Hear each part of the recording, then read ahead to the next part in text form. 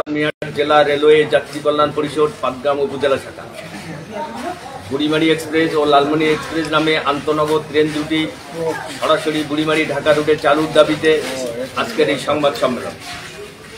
জাতির জাগ্রত বিবেক ইলেকট্রনিক ও প্রিন্ট মিডিয়ার সাংবাদিক বন্ধুগণ, আসসালামু আলাইকুম ওয়া রাহমাতুল্লাহি ওয়া বারাকাতুহু। বাংলাদেশের সীমান্তবর্তী লালমিয়ার জেলা পাটগ্রাম, হাতীবান্ধা, কালীগঞ্জ, আদিতমারী উপজেলার লক্ষ লক্ষ মানুষ রেল যোগাযোগের ক্ষেত্রে চরম অবহেলা ও বৈষম্যের শিকার হয়ে আছেন। লালমিয়ার জেলার সদর থেকে প্রায় 100 কিলোমিটার দূরে পাটগ্রাম উপজেলার বুড়িমারি স্থলবন্দরটি বাংলাদেশ, ভারত, নেপাল ও ভুটানের 4টি দেশের সংযোগস্থল। প্রতিদিন অসংখ্য পর্যটক আসেন এবং দেশ বিদেশের আমদানি ও রপ্তানিকারক বৃন্দ এই স্থলবন্দর ব্যবহার করে দেশে বিদেশে যাওয়া আসা করেন। 2024 সালের মার্চ মাসে বুড়িমারি এক্সপ্রেস ট্রেন চালু করে লালমনিরহাট ঢাকা রুটে চলাচল শুরু করে। সেই ট্রেন চালুর উদ্বোধনী অনুষ্ঠানে ঘোষণা দেওয়া হয়েছে যে 3 মাসের মধ্যে বুড়িমারি রেল স্টেশনের যাবতীয় অবকাঠামো নির্মাণ সম্পন্ন করে ট্রেনটি সরাসরি বুড়িমারি থেকে ঢাকায় চলবে।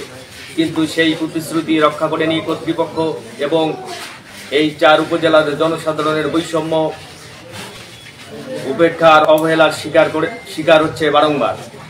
পরবর্তীতে দাবি আদায়ের লক্ষ্যে স্থানীয় জনগণ 2024 সালের 12 সেপ্টেম্বর কটকা এক্সপ্রেস আন্তনগর ট্রেনটিকে হাতীবান্ধা থেকে সরাসরি আন্তনগর বুড়িমারি এক্সপ্রেস ট্রেন চালুর প্রতিশ্রুতি দিলেও আন্দোলনকারীগণ অবরোধ তুলে নেন।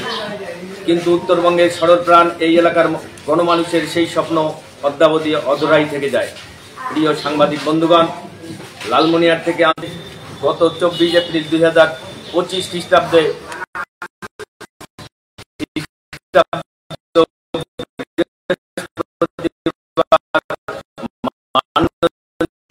রেল সচিব বরাবর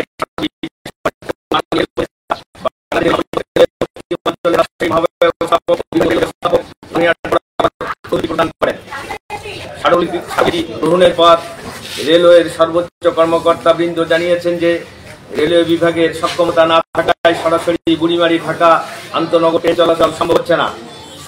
সক্ষমতা অর্জিত হলে শীঘ্রই সরাসরি বুড়িমারি